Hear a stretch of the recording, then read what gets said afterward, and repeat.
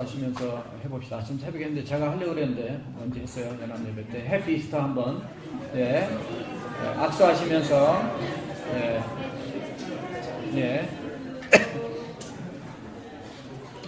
해피 이스터 해피로 된 게 아니고 주님의 피로 된 겁니다. 오늘 부활절은 사실은 성탄절보다 저는 더 기쁜 날이라고 생각을 합니다. 물론 성탄절도 기쁜 날이죠. 그러나 성탄절에 예수 모셨을 때 아무도 몰랐어요. 천사만 알고 거기에 하나님께서 필요한 사람 보내서 소수의 사람만 알고, 물론 헤롯 궁전에 가서 얘기해 줌을 통해서 알긴 했지만, 오늘 부활절 생각하면 좀 마음이 속상해요. 기쁘기는 한데 마음이 좀 아파요. 왜냐하면 예수님께서 부활하신다 그렇게 얘기하셨는데, 십자가 못 박혀 죽으셨는데, 그 무덤 앞에 가서 한 명도 기다리지 않았어. 정말 의리가 없어요. 이것들을 제자로 키워놓고, 벌써 주님 생각하면, 입장 바꾸는 생각하면 너무너무 속상할 것 같아요.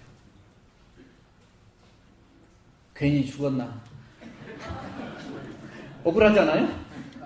내가 괜히 부활했나? 주님 죄송해요. 그런 마음이 들 것 같아요.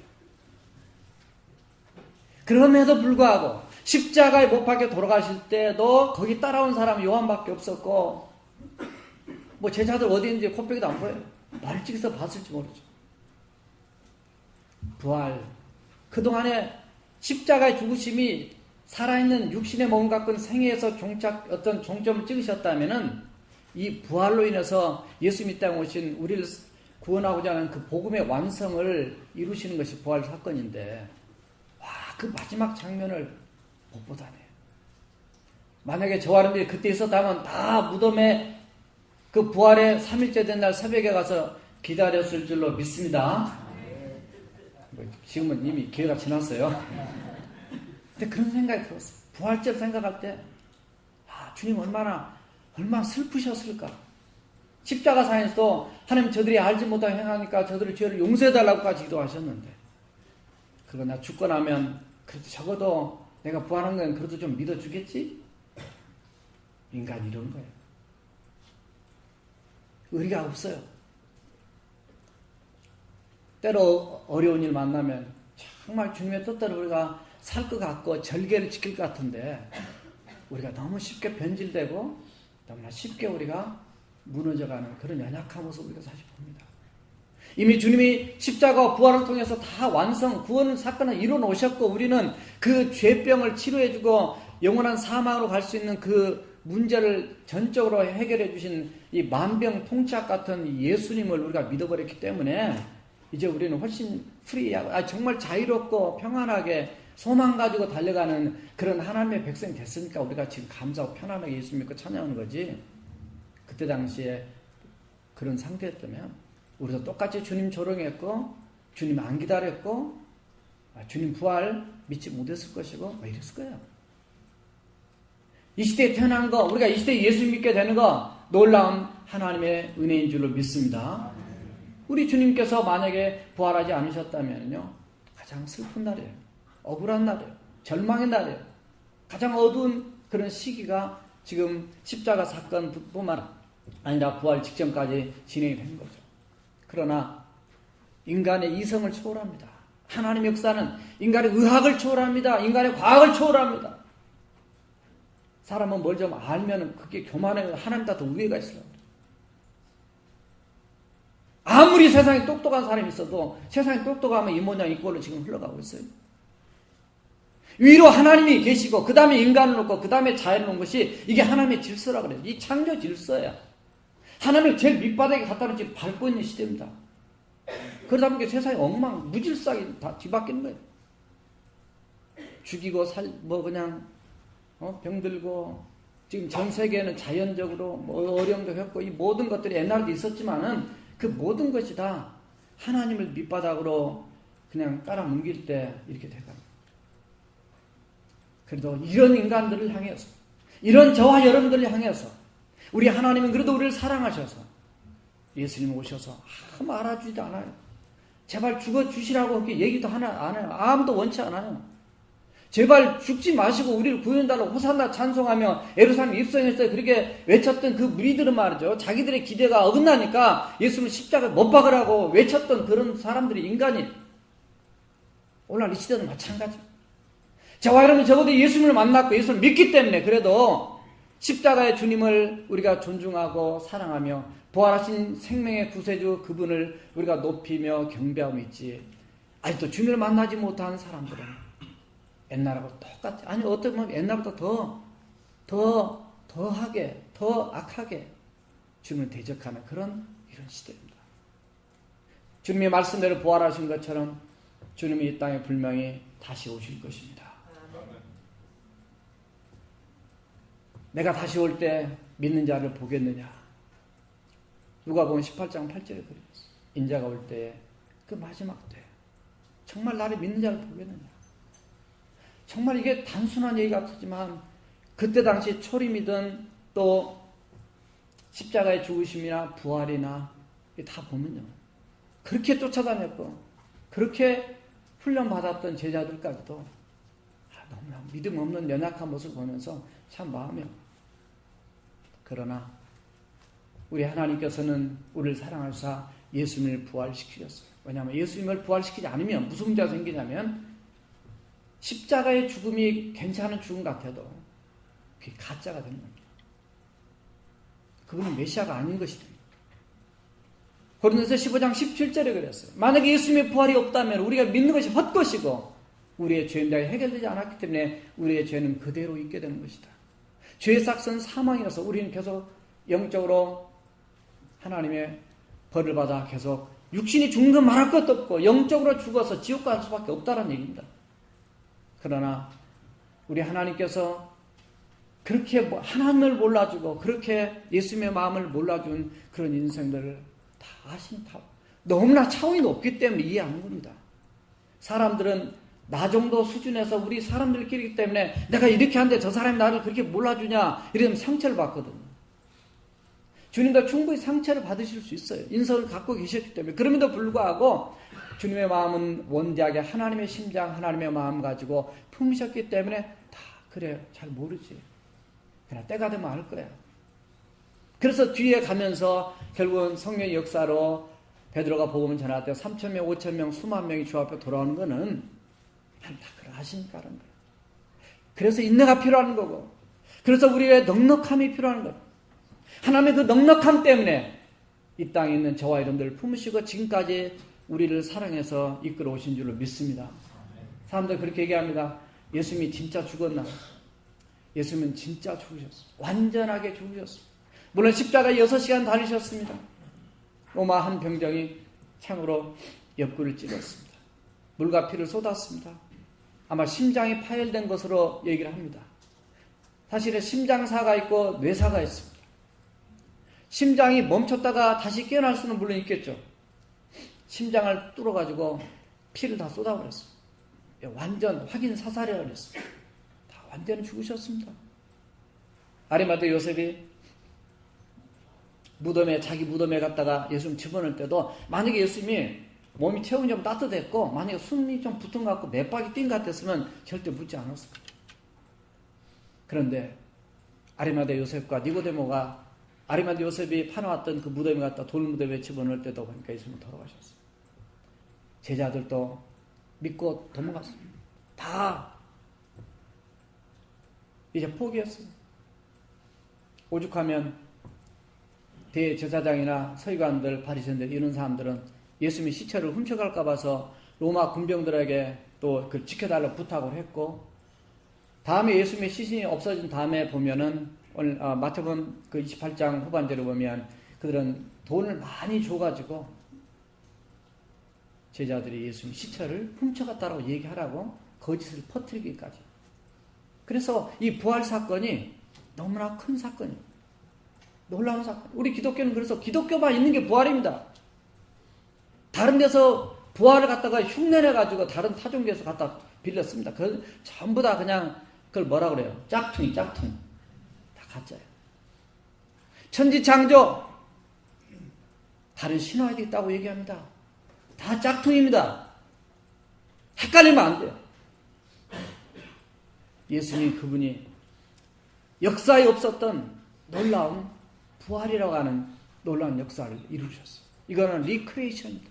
이건 완전히 예수님 몸의 재창조가 돼요. 왜냐하면 예수님이 부활하신 그 부활체는 우리가 잠시 죽었다가 이렇게 어쩌다가 깨어나가지고 난 그런 몸이 아니거든요.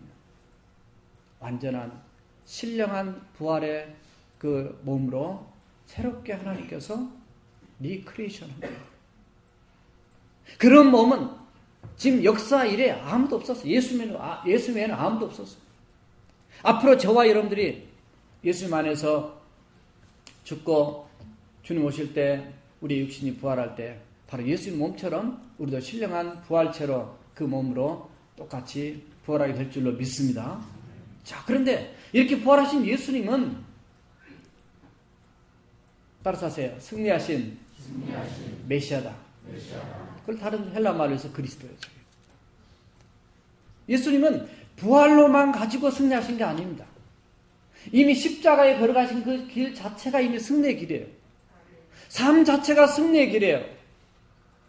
지난 시간에 말씀드렸지만 십자가에 걸어가는 그 길에 얼마나 더 도망가실 수 있어요. 예루살렘 안 가실 수 있어요. 피하실 수 있지만 그 고난의 길을 꿋꿋하게 좌절, 낙심, 불평, 원망하지 않고 그를 걸어가는 자체가 이미 승리의 길입니다. 예수님 이 땅의 삶 자체가 모두가 다 실패가 아니라 예수님 모든 삶은 다 승리의 삶인 줄 믿습니다. 우리가 안 믿어도 예수님 승리예요. 예수님은 부활까지도 승리였습니다. 자, 오늘 말씀을 세 가지로 정리했습니다.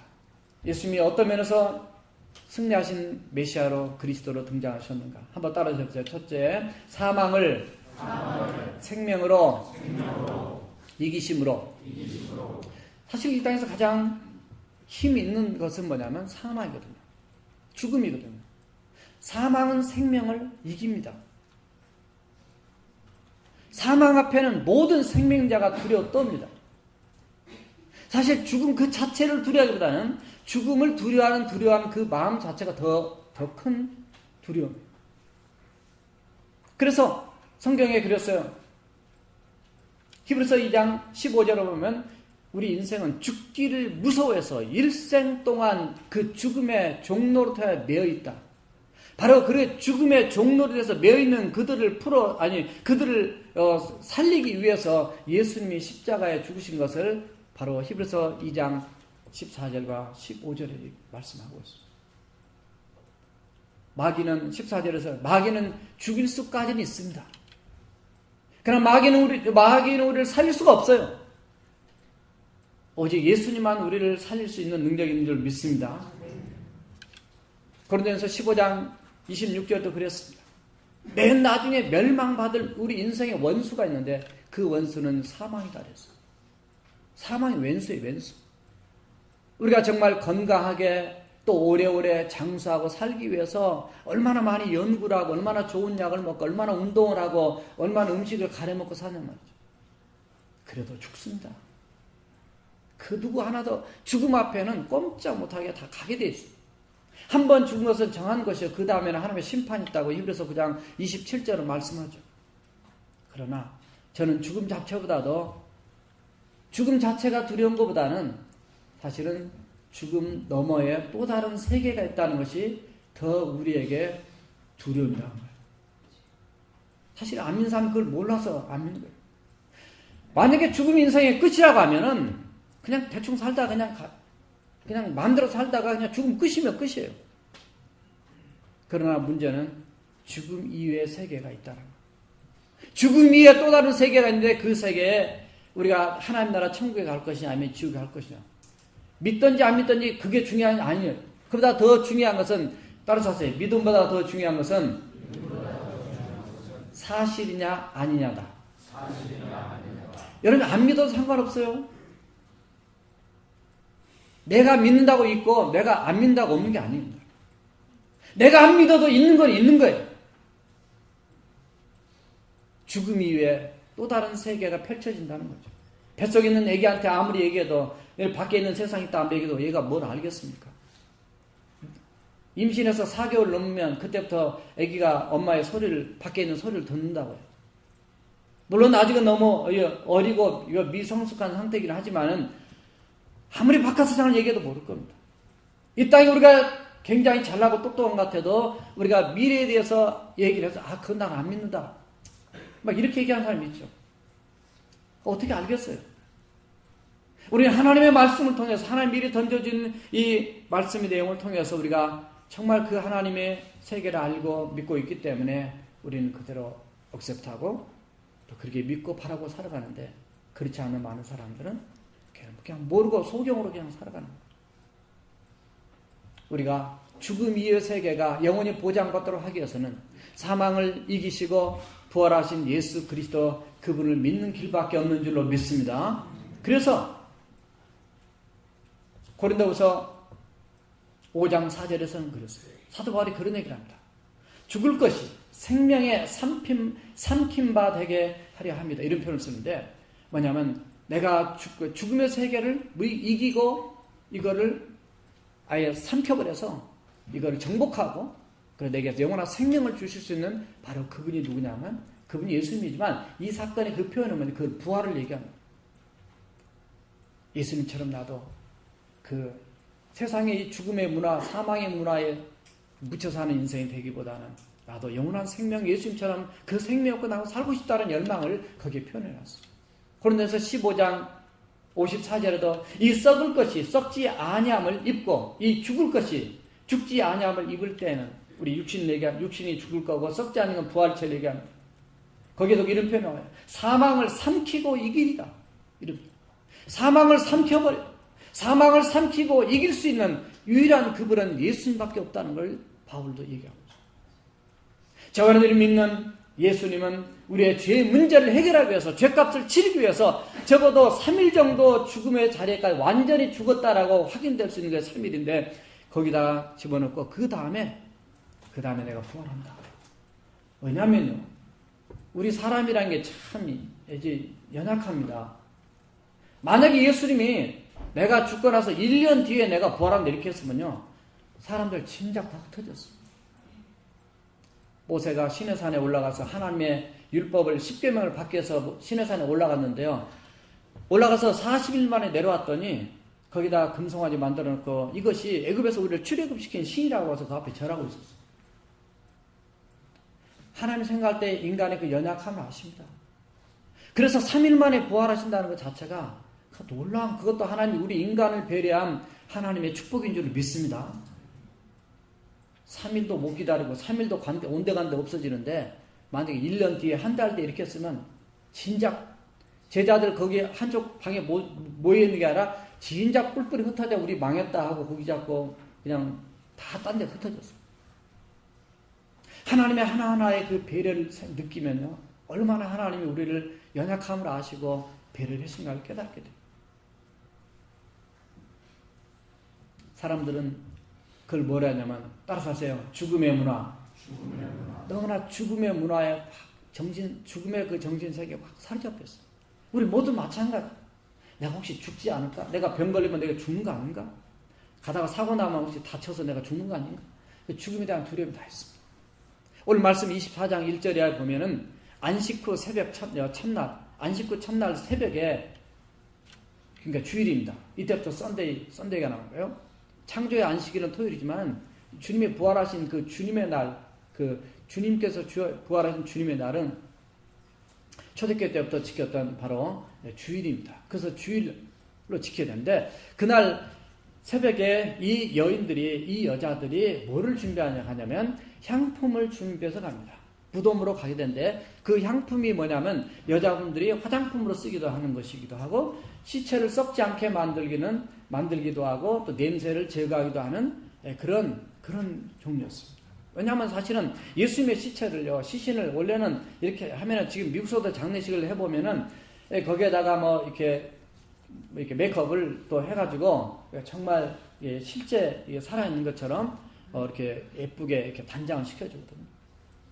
장례를 치르면은 그냥 죽었으니까 이렇게 한 게 아니라 그걸 잘 이렇게 시신을 이렇게 곱게 이렇게 만들어 닦아내고 피도 닦아내고 뭐 이렇게 해서 이렇게 하는데 예수님 사형수로 그냥 십자가에 달리셨기 때문에 그냥 갖다가 집어넣어서 그냥 바로 안식일 6시부터 시작되거든요.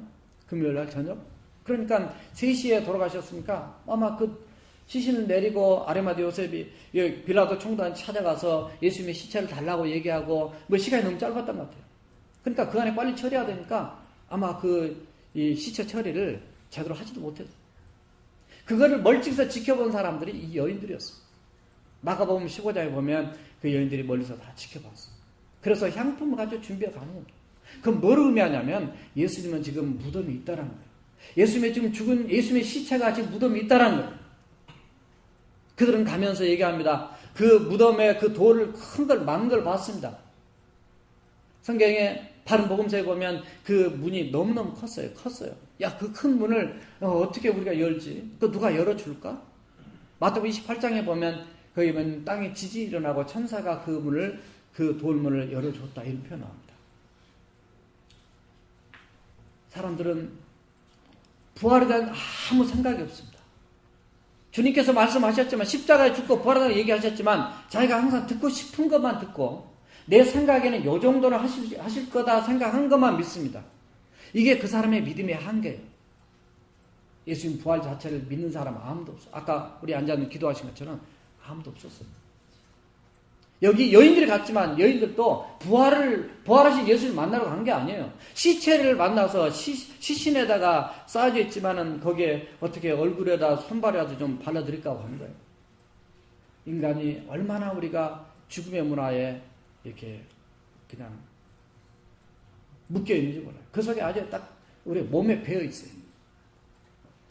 가봤더니 문이 열렸습니다. 오늘 본문에서는 그 큰 돌문이 옆으로 빌렸어요. 이 말씀을 자세히 보면은 사실은 예수님이 부활하시면요, 그 부활체가 지금 우리의 몸처럼 문을 열고 들어가야 될 그런 몸이 아닙니다.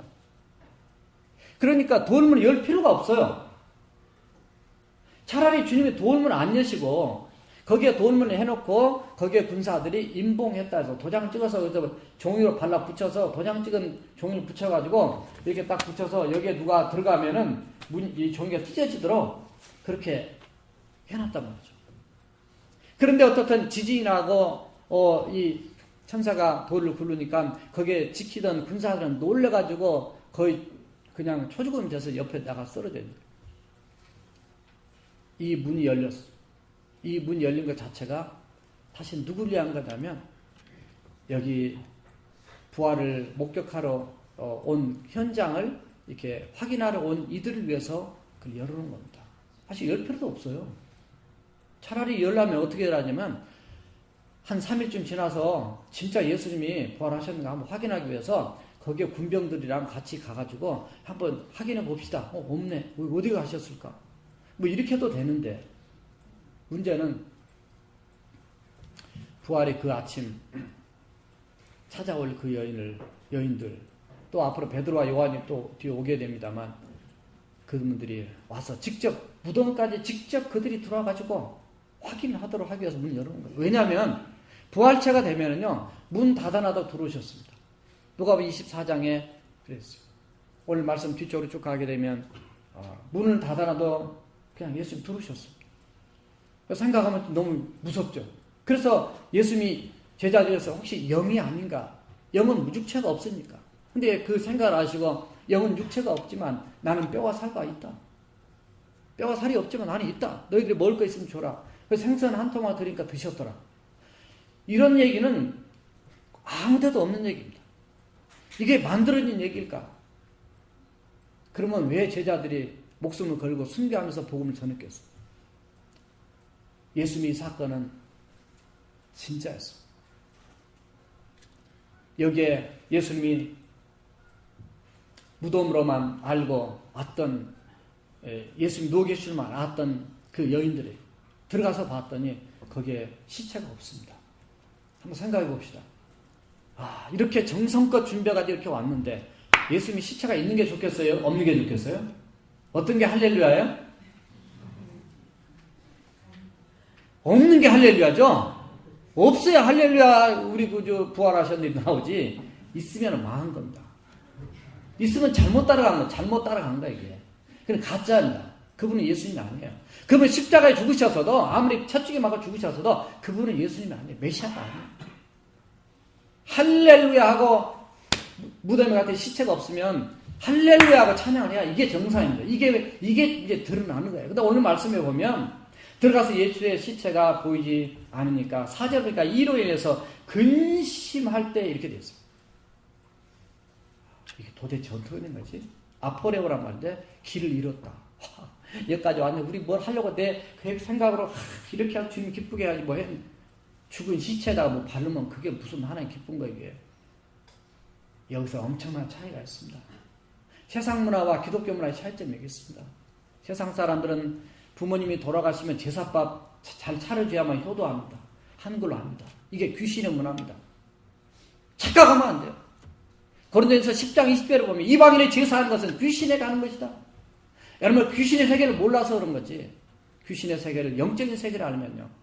하나님을 믿게 돼 있어요. 주님 앞에 돌아오게 돼 있어요. 그 얘기를 지금 다 할 수는 없고 근심했어요. 시체가 없는 게 다행이지 있으셨으면 완전히 그들은 쏘는 겁니다. 예수님 말씀 쏘는 거예요. 그들의 근심. 우리 주님은 우리의 근심도 우리가 그런 죽음에 잡혀있는 그런 사고방식, 그 생각, 그런 모든 것 그 차원이 훨씬 더 높은 데 위에 계셔서 그 예수님의 생명은 우리의 죗값을 치는 데는 3일로 충분하시고 그 다음에 예수님이 우리의 죄 문제를 이제 해결을 완성하신 다음에 그는 자신이 그래서 내가 곧 길이요 진리요 생명이니 나로 말하면 제가 않고는 아버지께로 올 자가 없다. 그 예수님의 생명 되신 그분이 아까 그 예수님 부활 자체를 사도 바울이 비유할 때 사망의 생명을 삼킴으로 이겼다라 한 것처럼 예수님께서 사망 권세를 삼켜버리고 이겨버리시고 부활하신 줄로 믿습니다. 바로 그 능력의 주님이 바로 우리가 믿는 바로 우리 주님. 그들은 근심하고 있을 때 두 천사가 나타나서 얘기를 합니다. 여자들이 두려워서 땅에 엎드렸습니다. 이때 두 사람이 얘기를 합니다. 어찌하여 살아있는 자를 죽은 자 가운데서 찾느냐. 무덤은 죽음의 장소입니다. 거기 가서 죽은 시체 찾아온 걸 아는 거죠. 어찌 살아있는 자를 바로 죽은 곳에 찾냐 말이죠. 오늘날 수많은 무덤 문화가 무덤을 그냥 비싸게 막 곱게 막 크게 막 해가지고 거기다 꽃다발을 갖다 놓고 뭐 갖다 놓고 막 해놓으면서 무덤 많이 섬깁니다. 이거는 죽음 자체. 무덤 그거는 누구를 하면 죽은 사람 아무 상관도 없어요. 내가 위로받겨서 그런 거죠. 내가 이렇게 하면 그동안에 부모 잘 못 섬겼던 거, 내가 이렇게 하면 효도가 좀 되고 위로가 되겠지라고 이렇게 가는 거예요. 우리 기독교는 살아있는, 죽은 하나님을, 죽은 예수님을 믿는 게 아니라 살아있는 하나님을 믿고 살아있는 하나님을 섬기는 종교이기 때문에, 우리 신앙이기 때문에 우리 부모님들도 살아계실 때 우리가 잘 섬겨야 될 줄 믿습니다. 내가 내 안에 예수님이 살아계세요. 내용이 살아있기 때문에 살아있는 사람은 살아있는 사람끼리 모이게 되어 있어요. 죽어있는 사람은 죽은 사람끼리 모이는 거예요. 영적으로. 예수님이 이 무덤 사건을 통해서 이 여인들의 모습을 통해서 제자들은 여기 오지도 않았어요. 통해서 예수님은 무덤 문을 천사들이 열어줬지만 물론 열어주지 않아도 나오실 수 있는 그 부활체를 이뤘습니다. 무덤을 깨트리고 나온 것보다 더 어려운 것이 따라서 사람의 마음이다. 제자들도 주님을 온전히 믿지 못했던 그 불신앙의 모습들. 이게 우리가 얼마나 주님과 우리 사이에 가로막힌 담이 많은 건지 너무나 답답한. 그러나 주님은 한 번도 화내지 않으셨어요. 부활하신 다음에도 화내지 않으시고 그들을 찾아가시면서 그들을 만나주시고 그들을 깨우셔서 온전한 부활신앙으로 회복될 수 있도록 하나님께서 역사하셨어요. 6절 상반절은 그렇게 말합니다. 여기 계시지 않고 살아나셨다. 너무나 충격적인 기쁨의 소리죠. 시체가 없어서 예수님의 시신이 없어서 근심하고 있는데 천사가 나타나서 왜 살아있는 분을 죽은 자 가운데 찾으려 하느냐. 예수님은 여기 계시지 않고 살아나셨다고 이런 선포를 해줘요. 바로 살아나신 그 예수님, 이 최대의 기쁜 소식, 최고의 복음이 바로 저와 여러분들이 누려야 할 부활의 복음이며 축복인 줄로 믿습니다. 고린도서 15장 20절에 그랬어요. 그러나 이제 그리스도께서 죽은 자 가운데서 다시 살아 잠자는 자들의 첫 열매가 되셨다. 사도행전 2장 24절에 그랬어요. 예수님은 사망에 매여서 그 사망의 고통 가운데 매여 있을 수 없었어요. 하나님께서 그를 풀어서 살리셨다. 세상 사망이, 세상 무덤이 그를 묶을 수 없고 그를 잡아맬 수가 없어요. 왜냐하면 그분 자체가 생명 그 자체이기 때문에. 예수님 그 누가 죽인다고 죽은 게 아닙니다. 죽는 게 아니에요. 예수님이 스스로 우리의 죄값을 대신해서 스스로 그 생명을 하나님께 바쳤기 때문에 결국은 이 땅에 우리가 인생이 해결할 수 없는 그 사망, 죽음의 문제를 바로 예수님의 그 생명으로 바로 이기셔서 승리하심으로 이 땅에 유일무이한 바로 구원자로서 예수님이 그 승리의 모습을 보여주신 줄로 믿습니다. 자, 두 번째 따라합시다. 말씀의 성취됨을 믿으심으로. 예수님은 성경대로 오셨고요. 성경대로 사셨고 성경대로 죽으셨고 성경대로 부활하셨습니다. 고린도서 15장 3절과 4절에 보면 그런 표현 나와요. 내가 받은 것을 먼저 너에게 전하노니 이는 성경대로 그리스도께서 우리를 위하여 우리 죄를 위하여 죽으시고 장사 지낸 바 되셨다가 성경대로 사흘 만에 다시 살아나셨다고 얘기합니다. 그러니까 예수님의 그 모든 삶의 포커스는 하나님의 말씀대로 사셨는데요. 제가 왜 저 제목을 기도하면서 또 이렇게 잡게 됐냐면 예수님이 다른 건 다 좋아요. 모든 것은 십자가에 걸어오시면서 이렇게 해야만 하나님의 말씀이 이루어지지 않겠느냐 그래서 정말 그렇게 하셨어요. 그러나 예수님이 마지막에 하시는 그 일은 십자가의 죽음이거든요. 십자가의 죽음의 목숨을 거신 거죠. 내가 죽으면 본인이 선포하셨던 그 말씀대로 내가 죽고 3일 만에 부활한다고 하는 그 말씀에 자신을 건 겁니다. 이게 목숨을 건 거예요. 만약에 예수님이 그렇게 하셨는데 예수님이 부활하지 않아 버리셨으면 물론 그건 가짜죠. 예수님이 우리에게 보이신 굉장히 중요한 포커스는 뭐냐면 예수님이 철저하게 하나님의 예언된 말씀을 믿으셨고 하나님을 믿으셨다는 사실.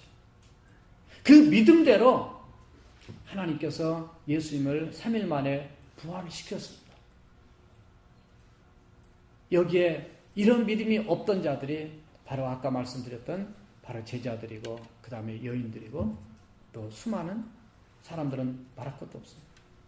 그래서 우리가 아셔야 될 것은 예수님이 하나님의 말씀을 그렇게 믿고 생명까지 바칠 정도로 나갈 수 있는 그런 확실하고 온전한 믿음으로 나갔다면은 저와 여러분들은 오늘 우리에게 가지고 있는 이 하나님의 말씀, 이 성경책, 여기에 있는 주의 말씀을 온전히 믿고 믿음으로 따라가야 될 줄로 믿습니다. 천사들도 예수님이 태어나신 것을 말씀으로 선포해 주었습니다. 초림에 오실 때 예수님이 부활하신 다음에도 여기 천사들을 통해서 예수님이 부활하심을 확실하게 증거했습니다. 천사들이 이런 표현을 쓰고 있어요. 여기 계시지 않고 살아나셨는데 6절 하반절에 보면 갈릴리에 계실 때, 그러니까 예수님께서 갈릴리에 계실 때 너희에게 어떻게 말씀하셨는지를 기억하라 이런 표현을 씁니다. 갈릴리에 계실 때 예수님께서 어떻게 말씀하셨는지 너희들이 기억하라. 이거는 마태복음 17장 22절 23절에 나오는데 거기 보면 예수님께서 갈릴리의 제자들과 함께 계실 때에 내가 3일 만에 내가 죽고 3일 만에 부활한다는 말씀을 하세요. 그랬더니 제자들이 그 예수님의 말씀을 듣고 그들이 심히 근심했더라 이렇게 되어 있습니다. 심히 근심은 했으니까 근심으로 끝나버리고 온전히 믿지 못한. 거기에 오늘 7절에 천사를 통해서 이렇게 말합니다. 이르시기를 인자가 죄인의 손에 넘겨져 십자가에 못 박히고 제3일에 다시 살아나야 하리라 하셨느니라 한데 이렇게 되죠. 예수님이 제자들에게만 얘기한 게 아니거든요. 예수님은 대제사장들, 그 서기관 또 바리새인들에게도 예수 말씀하셨어요. 그들이 어느 날 예수님 찾아와서 이렇게 말합니다. 마태복음 12장 38절 이하에 들어가 보면은 서기관과 바리새인들이 예수님께서 어떤 표적을 보여달라고 얘기합니다. 그럴 때 예수님 이런 말씀하세요. 이 악하고 음란한 세대가 표적을 구하나 선지자 요나의 표적밖에는 보일 표적이 없느니라. 요나가 밤낮 사흘을 큰 물속이 백 속에 있었던 것 같이 인자도 밤낮 사흘을 땅 속에 있으리라. 그러나 요나보다 더 큰 이가 여기에 있다. 자신을 가리키면서. 그래서 제자들한테만 얘기한 게 아니라 자기를 죽이는 그 대적들한테도 예수님의 그 이런 죽으심, 다시 부활하심, 이 사건도 얘기를 해줬어요. 그러니까 그것 때문에 이분들이 지킨 겁니다, 사실은. 어떻게 보면 제자들보다 그 사람들이 더 믿음이 더 좋은 거예요. 예수님을 구세주와 주는 믿지 않아서 그렇지. 혹시 살아날지 모르고 혹시 누가 시체를 훔쳐가서 부활했다고 이렇게 사기칠까 봐서 그리 지켰어요. 예수님은 곳곳에 하나님의 말씀들을 선포해 주셨어요. 그러나 예수님이 정말 말씀대로 부활하심으로 예수님 자신이 진짜로 메시아, 그리스도심을 나타내 보여버리셨어요. 이거를 바울은 로마서 1장 4절에서 이렇게 말하죠. 성결의 영으로는 죽은 자 가운데서 부활하사 능력으로 하나님의 아들로 선포되셨으니 곧 우리 구주 우리 주 예수 그리스도시니라. 예수님 부활하심으로 와 정말 그분이 진짜 메시아구나. 이거를 부활로 확증을 하셨다는 얘기가 되겠습니다. 그러므로 이 말씀을 기억하고 그 8절에 보면 여인들이 이 말씀을 기억하고 그들이 이제 행동으로 움직여야 돼요. 그래서 참 우리가 이 부활절에 기억해야 될 말씀은 하나님의 말씀 안에서 주님을 만나야 되고 우리는 지금 부활하신 주님을 어디서 만날 거냐. 성령의 역사를 하나님의 말씀 통해 만나야 되는데 오늘 제가 칼럼에 쓴 그 예수는 역사라는 책에 그 리 스트로베라고 하는 사람의 간증을 이렇게 요약해 써놨습니다. 하나님의 말씀을 통해서 메시아를 만나고 그가 유대인이었지만은 주님을 만나고 지금은 목회자가 되고 책도 많이 쓰고 하나님 앞에 변화된 새로운 인생을 살아가는 걸 봅니다.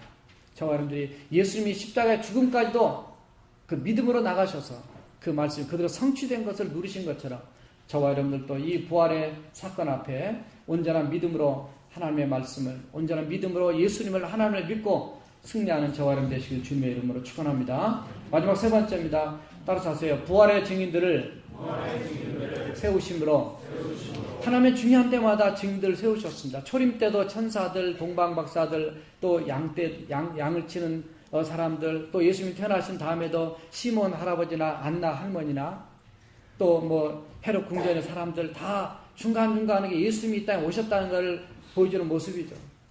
십자가에 달리신 것도 구레네 시몬이나 요한이나 또 거기에 있는 백부장 또 멀리서 바라봤던 여인들, 예수님의 어머니 다 증인들입니다. 그러나 오늘 부활 사건을 앞에 놓고 보면 부활 사건에 오늘 천사가 등장하고 여자들이 등장하고 여자들이 얘기를 듣고 달려왔던 베드로가 등장합니다.